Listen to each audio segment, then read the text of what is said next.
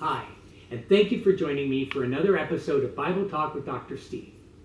I'm Dr. Steve, and today we're going to finish up our short series on Isaiah chapter 7, verse 14, by looking at what Matthew chapter 1, verses 21 to 25 record, in order to recognize why the writer of Matthew's Gospel may have referenced the Isaian prophecy about a child called Immanuel, and how that reference fits into Matthew's overarching purpose. We'll also take a look at Isaiah chapters 9 through 12 to help us ultimately better understand what Matthew was talking about when he said in Matthew chapter 1, verse 22, "Now all this took place that what was spoken by the Lord through the prophet might be fulfilled." Before we get started, as usual, please grab a piece of paper and something to write with if you want. Also, thank you for all your comments. And if you like these videos, please hit the like button because it helps promote my channel. The more likes, the more the algorithm recommends my videos. Also, if you haven't already, please do subscribe and hit the notification bell. This will let you know each time I put out a new video. As always, I really do appreciate your support. So, let's start by looking at Matthew chapter 1. Verses 1 to 17 record the genealogy of Jesus Christ.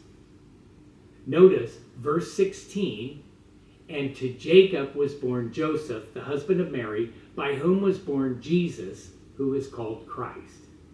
So, by verse 16, we already know the name of the child born to the Virgin Mary in Matthew chapter 1 is Jesus and is identified as Christ, that is, the Anointed One. Keeping track of all these details is important because the information recorded in verse 16, identifying the one soon to be born, is called Jesus and not Immanuel, is essential. Keeping track of these details helps one to gain a better, fuller, and more correct understanding of the text. Verses 18 to 20 recount that Mary, quote, "was found to be with child by the Holy Spirit," end quote. And Joseph planned on sending her away secretly so as not to shame her publicly because he was not the father. However, an angel appeared to Joseph in a dream and assured him of Mary's purity and, quote, "that which has been conceived in her is of the Holy Spirit," end quote.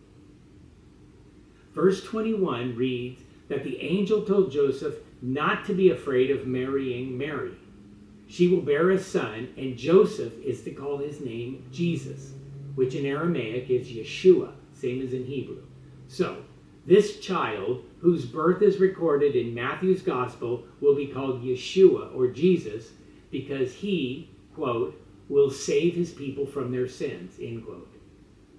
So, the name that was given to Mary's child, Yeshua, or Jesus, served as a sign for what he would do, namely, save his people from their sins. Remember, Immanuel in Isaiah 7:14 was named Immanuel because he was given as a sign to the 8th century BCE King Ahaz in order that he would trust the Lord, and by doing so would save Judah from extinction. Now, back to Matthew chapter 1, verse 22. "Now all this took place that what was spoken by the Lord through the prophet might be fulfilled, saying," verse 23, quote, "Behold, the virgin shall be with child and shall bear a son, and they shall call his name Immanuel," which translated means God with us, end quote. That is, the virgin shall bear a son whom they shall call Immanuel. We'll discuss who they are in just a second. Verse 24 reads, "And Joseph arose from his sleep and did as the angel of the Lord commanded him, and he took her," that is Mary, "as his wife." Verse 25, "and kept her a virgin until she gave birth to a son. And he," that is Joseph, "called his name Jesus." So, in this last section of Matthew chapter 1, verses 18 to 25, refers to Jesus specifically by his name Jesus 3 times. Verses 18, 21, and 25. In verses 21 and 25, the text specifically notes that Joseph, The Father will name his Son, the child of his young wife, Jesus, not Immanuel. But Matthew chapter 1 verse 23 does say that they will call him Immanuel. So who are they? In my estimation, they refers to the remnant who will come to rely on the Holy One of Israel, as mentioned in Isaiah chapter 10 verse 20. These people will refer to this child as Immanuel, or God with us. But that does not mean that this child's name is Immanuel, as is in the case of the child in Isaiah 7:14, whose name is specifically identified by the child's mother as Immanuel. This will become clearer when we look at Isaiah chapter 9 and the subsequent chapters in just a few minutes. Remember in Paul's letter to the Galatians, he tells us in chapter 4, verse 4, that in the fullness of time, God sent forth his Son to save his people from their sins. This is why Mary's child was named Jesus, which is the Greek form of Joshua. The names Yeshua, Joshua, and even the name Isaiah all share the same Hebrew root, and all carry the essential meaning of salvation. This is why the angel tells Joseph specifically, "You shall call Mary's child," quote, "Jesus, for it is he who will save his people from their sins," end quote. Immanuel does not carry the connotation of salvation. There are three components or parts to the name Immanuel in Hebrew. The first part is im, which means with. The second part, nu, which means us. And the third part is el, which means God. So Immanuel, with us God, or God with us. One critical component of Bible study is interrogating the text. Now, what I mean by that is to demand of the text answers to the questions that come to mind when you are reading and examining the text. So, let's examine the text together. Matthew chapter 1, verse 22 reads, quote, "All this took place that was spoken by the Lord through the prophet might be fulfilled," end quote. So, what does all this that took place actually refer to? And two, what does it mean to be fulfilled? First, let's consider the phrase, "all this took place." The word "this" in this phrase is a near demonstrative pronoun referring to something in close proximity to the speaker. Therefore, I would argue all this that took place refers to what has just been recounted, namely the entire genealogy of Jesus. We won't go into the whole of Matthew's genealogy because it would take too much time and get us off track. Let's just look at verse 1 for a minute, which reads, quote, "The book of the genealogy of Jesus Christ, the son of David, the son of Abraham," end quote. This opening verse of Matthew's gospel tells us four pieces of critical information.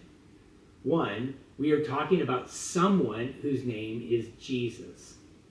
Two, Jesus is considered to be Messiah. Three, Jesus is related to King David, which means that Jesus comes from the tribe of Judah and therefore from the southern kingdom of Judah. And four, Jesus is the descendant of Abraham, the father of Isaac, the grandfather of Jacob, who became Israel, the father of the 12 tribes of Israel. So Jesus' lineage goes back to Abraham and runs through King David, the one through whom will come the Messiah. See Jeremiah 23:5 and Matthew 22:42. It is the whole of Jesus' genealogy, his surrounding history, and his birth that I would argue are encompassed in Matthew chapter 1, verse 22. All this took place in order that what the Lord specifically spoke to Isaiah, the prophet, might be fulfilled. Now we need to look at what being fulfilled means in this context. To be fulfilled in general means to cause something to become full or to fill up, But in this case, I would argue it means to bring to fruition or completion. So, what is being brought to completion? Clearly, it has something to do with the prophecy in Isaiah 7:14, but the context of that prophecy does not start and stop with that verse. On that prophecy rests the fate of the entire kingdom of Judah. That is, the salvation of the Lord's people depends on Judah's king Ahaz trusting in the goodness of the Lord to protect him and to bring a remnant through the impending fire. A remnant that the Lord had promised through the sign of Isaiah's first child, Sha'ar-Yashuv, a remnant will return. However, that story does not end in its opening chapter, that is, in chapter 7. The larger conversation that the Lord began with Isaiah and Ahaz and Isaiah's children, starting with Sha'ar-Yashuv, a remnant will return, in Isaiah chapter 7, verse 3, did not conclude until Isaiah chapter 12.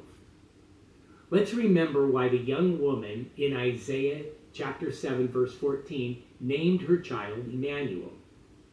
We know that, according to the historical situation into which Isaiah was invited at the top of chapter 7, and into which he prophesied, Isaiah was seeking to convince Ahaz, the king of Judah, to trust in the Lord rather than in a man, namely the king of Assyria. This historical situation and its fallout continues for several chapters and does not find resolution until Isaiah chapter 12. Remember why it was so important that the Lord sent his prophet Isaiah?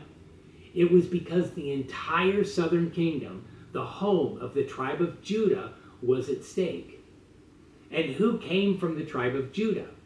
Well, as Matthew points out in chapter 1, verse 1, Jesus, of course. If Ahaz had become a vassal, a subordinate to the Assyrian king, then the southern kingdom of Judah would have gone the way of Assyria, which was destroyed in 612 BCE by a coalition between the Babylonians, the Medes, and the Scythians.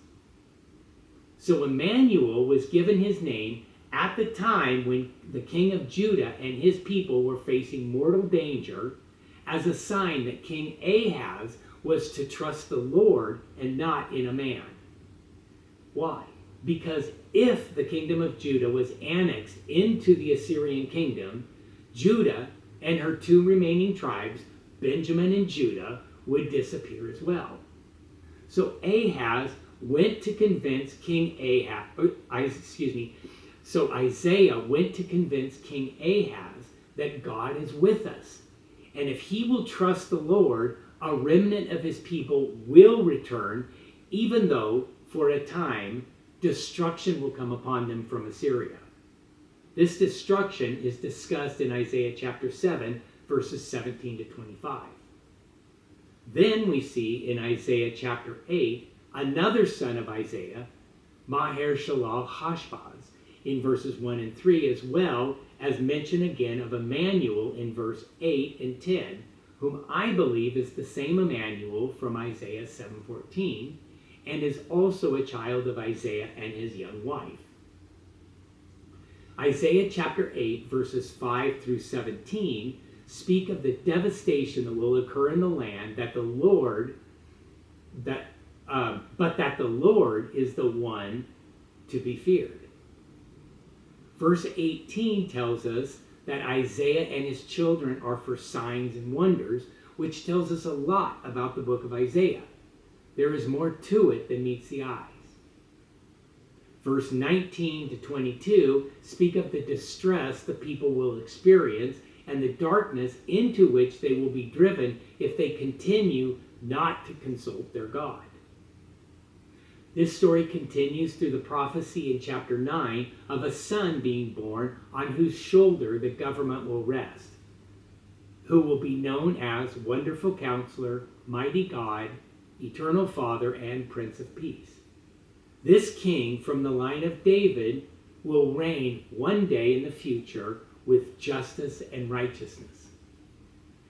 In Isaiah chapter 10, the destruction of Assyria, the rod of the Lord's anger, takes place. Also, the Lord offers hope to both Israel and Judah that, as he had promised, a remnant would return who would truly rely on the Lord.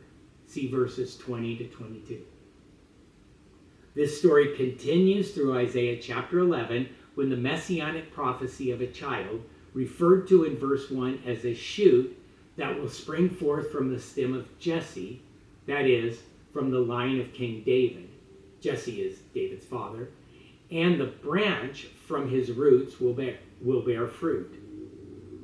This story of the coming Messiah and the Messianic age, all of which Matthew's author is referring to in Matthew chapter 1, verse 22, is brought to fruition in the birth of Jesus. Jesus is this child, referred to in Isaiah 11:1, whom the people refer to as Immanuel, as indicated by the author of Matthew's Gospel in chapter 1, verse 23. Matthew wasn't claiming Jesus was that prophesied child in Isaiah chapter 7. Matthew was grounding Jesus' whole inception and genealogy into the moment in Judah's history when, without God being with his people and the people trusting God, his people would have gone from rebellion to destruction. Instead, the Lord provided signs for the way out for his people. A child would be born in the future, a wonderful counselor, mighty God, and a Prince of Peace. This child is further described as a shoot from the stem of Jesse, a messianic figure who will judge with righteousness and slay the wicked and wear the belts of both righteousness and faithfulness. This shoot from the stem of Jesse is the prophecy that relates to the Messiah Jesus. There is not a one-to-one verse relationship between Isaiah chapter 7 verse 14 and Matthew chapter 1 verse 23. Matthew 1:23 is simply putting Jesus at the very heart of the moment in Judah's history when Isaiah started prophesying to the people of Judah to return to the Lord. Isaiah and his children were all signs leading the people from rebellion against the Lord to their trust in him and his returning to be with them. Jesus truly is the fulfillment of God with us. Matthew's author never intended his readers to think Jesus, the Messiah, who saves his people from their sin, was the child Immanuel. Matthew's author was saying so much more. Jesus' birth is rooted and grounded in the Lord's redemption of his wayward children at a time in their history when the only salvation they could have had was if God would show them mercy in the midst of their rebellion and be with them. Jesus fulfills all that the Lord spoke through the prophet Isaiah, just as Matthew's opening chapter indicates, and Jesus saves because God is with us. Our job is simply to trust him. These texts, Isaiah 7:14 and Matthew 1:23, are not in conflict with each other, because unless one first establishes the context of Isaiah 7 and why this child was prophesied in verse 14, and the larger significance of that specific prophecy and what it meant to Isaiah, to Ahaz, and to God at that time, then we risk placing Jesus in the awkward position, as was explained in video number 4 of this series, of being a false Messiah. And ultimately, we miss out on the much wider and grander meaning of Matthew's message and the true fulfillment that Matthew intends to communicate. Okay? Well, that will do it for our short series on Isaiah chapter 7, verse 14, with the specific intention of offering a fuller understanding of both that text and its relationship with Matthew chapter 1, verse 23. Along the way, we also saw that the prophecy in Isaiah chapter 7, verses 14 to 16, put Isaiah's prophetic credentials on the line according to Deuteronomy chapter 18, verse 23, and as a consequence, also put Jesus' ministry as God's Messiah on the line. Because Jesus based his ministry on the ministry of Isaiah, if Isaiah would have been a false prophet, Jesus would have been a false Messiah. But as we showed, Isaiah was proven to be a true prophet and Jesus a true Messiah. Before you go, please hit the like button if you enjoyed these videos. And if you're not already a subscriber, please do subscribe. It helps my channel and I really do appreciate it. Also, please leave any comments and suggestions for further videos. I'm grateful for your feedback. In my next video series, I will be looking at the book of Ephesians. I hope you join me for those, and thank you again for your support. For now, thank you for joining me. I'm Dr. Steve, and this has been Bible Talk with Dr. Steve.